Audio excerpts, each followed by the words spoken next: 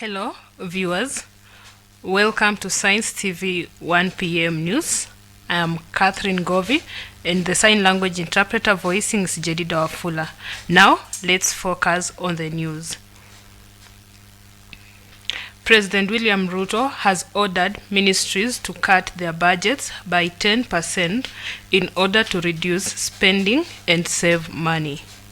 He has also warned government officials against using unified payment system and has instructed the government to set aside 4 billion Kenya shillings to purchase maize from farmers. Additionally, the cabinet has approved the Gambling Policy 2023, the Gambling Control Bill year 2023, and the National Lottery Bill year 2023, which will be sent to Parliament. These bills are intended to regulate the gambling industry and promote social progress.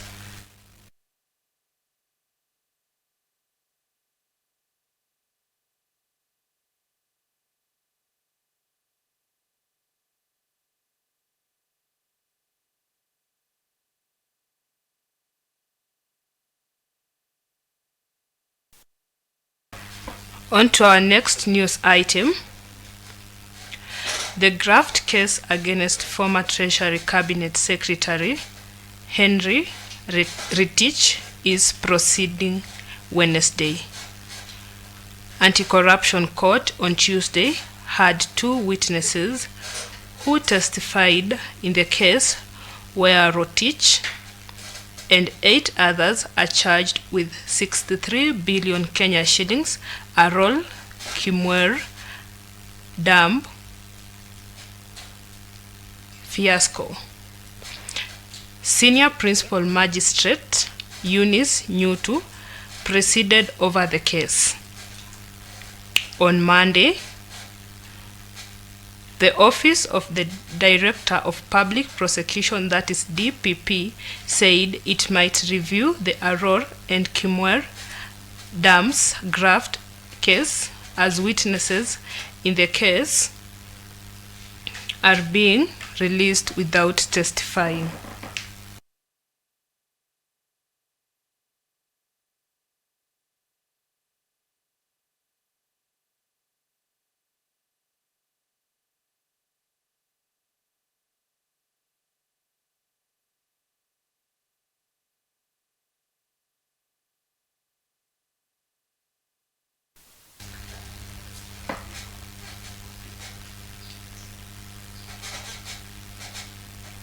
On to our next news item.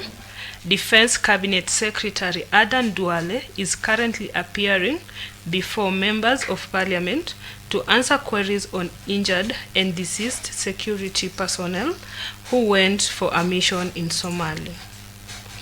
This comes after the members of Parliament raised concerns about the welfare of Kenyan soldiers serving in the African Union mission in Somalia. The MPs are concerned about the high number of casualties suffered by Kenyan troops, as well as the lack of support for injured and deceased soldiers and their families. In his appearance before the members of Parliament, Adan Duale is expected to provide information on the number of Kenyan soldiers who have been injured or killed in Somalia, as well as the measures that the government is taking to support them and their families. And it's now being reported that he is in Somalia, arrested in Somalia. A clear lie and, I believe, a breach of serious constitutional rights. The report suggests further that he is not even a Kenyan, that he is Somali, despite the fact that he was born here. We have a copy of the birth certificate, just gone to school here, and eventually went for further studies in China. it would be a bit fairly unfortunate that a person can be arrested here and literally spirited into a foreign country with hardly recognizable legal systems. That is the reason, and I've given you the background unless someone asks a question. He did not have a charge pending. What happened was that he was taken to Shang's court. First, they sought time to detain him, claiming that they were making investigations. Eventually, was given bond. Since May, he's only going there, and their all explanation is that we are still investigating.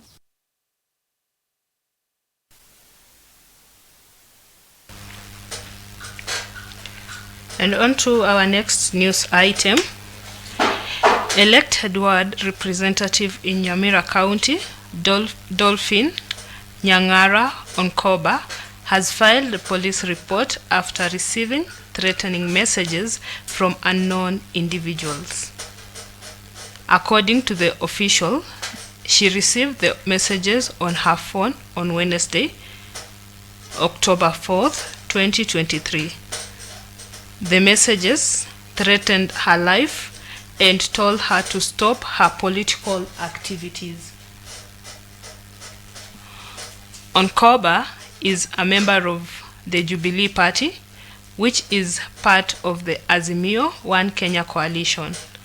She is the elected ward representative for Nyamira Central Ward. She has condemned the threats and called on the police to investigate and bring the perpetrators to justice. It is actually from an unknown number. Yes, the message says that I'm going to be found in Yala River. My body is going to be found in Yala River, and this thing is really stressing me. I will not bow to threats and intimidation because they are telling me to withdraw my case in the Court of Appeal. That is the message they are passing to me. I withdraw the case so that I can live in peace. So I'm not going to leave my party. I'm not going to withdraw the case. I'm going to fight on. Serikali ichukue mkondo wake. Ichunguze haya maneno, wale wenye wanatishia wachukuliwe hatua. On to our next news item.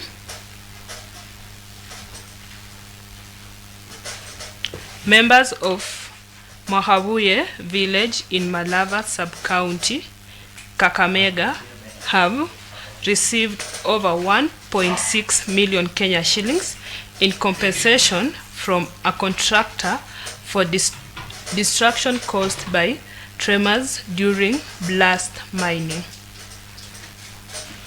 The tremors destroyed the water table, sinking shallow wells and causing cracks in the walls of several schools and houses.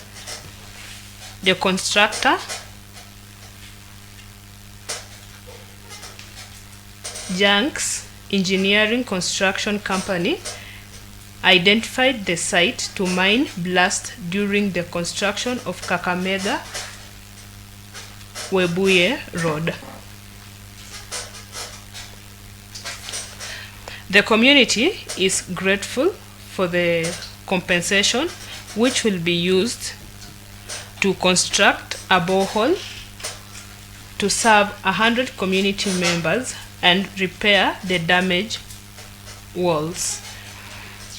A human rights defender, Boaz Mukaramoja, has also written a complaint to NEMA and Kenha to compel the constructor to refill the quarry.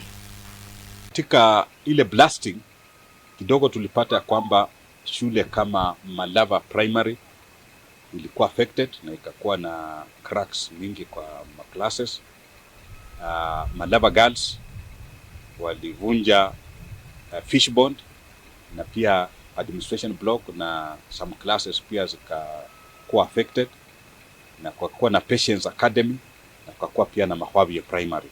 Tunashukuru kwa sababu wakati ule lileta tents mbili zikasaidia Ngovi Primary as a short term measure, na kwa wakati huu washawa compensate around 2 million, Ngovi primary 2 million, Malava primary 2 million, Malava girls nashuku kitu takriban 2.5 million na vitu kama hiyo.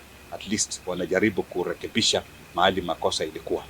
Akifanya blasting alikuja crack ile rock yenye na hold maji inaitwa Akifa, na vile ile crack sasa shallow waves ziliharibika. So watu wa Warma walikuja wakafanya inspection, wakapata ndio kuna shallow waves zenye zime collapse. So watu wa pale karibu na Kware hawawezi pata maji yao ya matumizi nyumbani. So tulikaa na contractor na tukakubaliana kuwa achimbie community borehole yenye at least kila mtu hapo karibu atapata maji safi, na ndio mradi sasa unaendelea kwa sababu contractor alitoa pesa takriban 1.673 million, na ndio tunashughulika kuhakikisha kuwa hiyo borehole imechimbwa na watu wanakunywa maji. Kwa wakati huu already driller amemaliza kazi yake, sasa imebaki tu ni kuinstall pump na kwanza.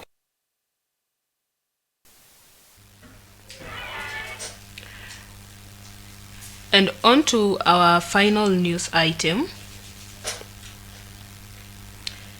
Business along the busy Eldoret-Malaba highway was paralyzed on Wednesday after boda operators blocked the road in protest of another fatal accident involving a boda rider.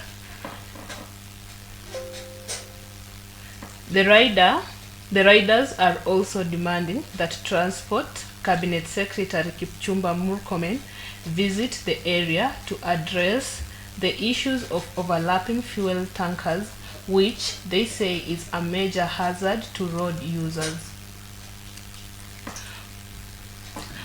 Within a span of 3 months, over 10 boda riders have lost their lives in similar incidences.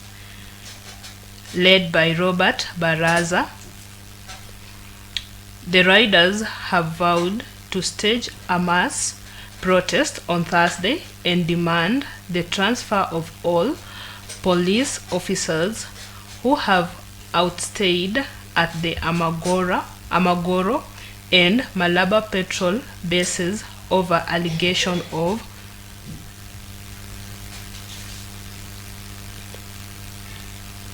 corruption. Kesho tutaingia mabarabarani, tutafunga barabara, na kwa sauti moja na kwa kauli moja hatutataka gari lolote lisonge hadi tukaweze kuona Mheshimiwa Murkomen, waziri wa uchukuzi, amekuja hapa Malaba na kuweza kutuzungumzia sisi bodaboda, maana hatuna mtetezi sisi. Hapa wale madereva watutolee wale pesa, wale vijana wenye wamelala pale kwa mochari. Na tena isitoshe kuna masikari wamekaa hii Malaba miaka nenda miaka rudi. Wanafanya kazi gani hapo? Kazi yao hawataki kutoka hapo. Kazi yao ni kuwalapisha nini? Magari.